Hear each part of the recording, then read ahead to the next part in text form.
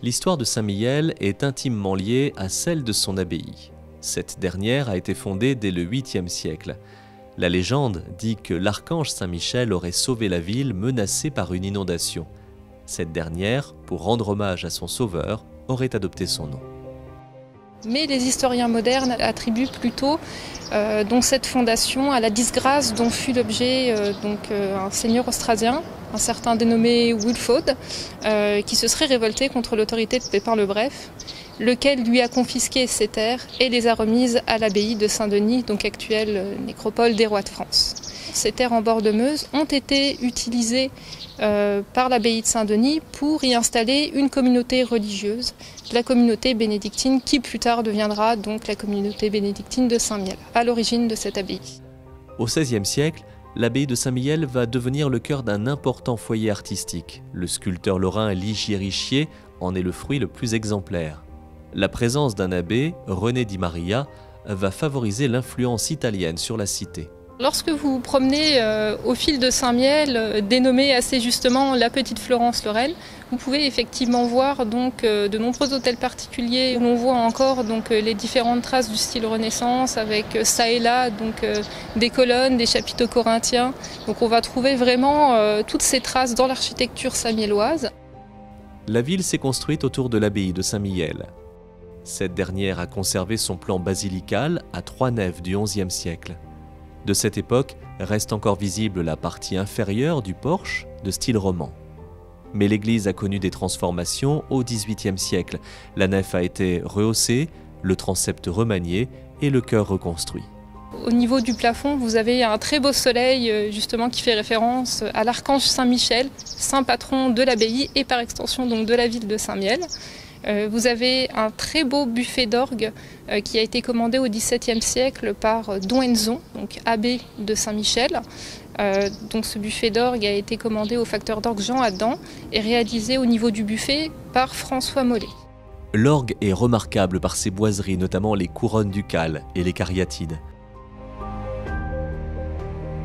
L'église recèle également d'autres richesses, comme la pâmoison de la Vierge, qui est présente dans cette église depuis 1532.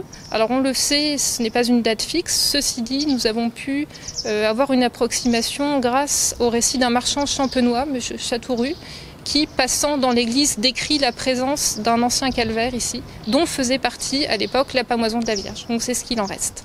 Donc une œuvre remarquable et riche de signification, tout comme les autres œuvres du corpus de Ligier Richier. Mais le véritable trésor de l'abbaye reste sans doute sa bibliothèque et son important fonds bénédictin. Les premiers livres ont été rassemblés dès l'époque carolingienne. Elle s'est étoffée, notamment avec l'invention de l'imprimerie au XVe siècle, et ce jusqu'au XVIIIe siècle, jusqu'à ce que la Révolution fasse cesser toute activité religieuse ici à Saint-Mihiel. C'est une bibliothèque réaménagée dans les années 1770 et elle a échappé aux guerres et aux pillages. La bibliothèque surprend par ses dimensions et sa décoration. Elle est constituée de 2 salles hautes de 5 mètres. La première, carrée, présente un plafond de plâtre moulé et décoré. Les représentations du plafond, ce sont les saisons, les 4 continents bien connus à la fin du XVIIIe et les 4 éléments. C'est tout, il n'y a pas de signe religieux.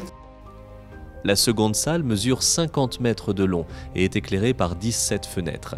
Les boiseries et le plafond ont été restaurés après la Première Guerre mondiale. Le fonds compte actuellement près de 9000 livres, dont 76 manuscrits et 86 incunables, c'est-à-dire des livres imprimés au XVe siècle. Ce sont des livres de tonalité religieuse, bien sûr. Mais quand on examine quand même les catalogues du XVIIIe, on se rend compte que d'accord, le religieux, il y en avait pour les deux tiers, à peu près. Et le reste, eh bien, c'était la bibliothèque de gens cultivés de leur époque. Parmi les livres les plus remarquables, on trouve un ouvrage manuscrit daté du 8e siècle qui traite de l'arianisme, une doctrine christologique.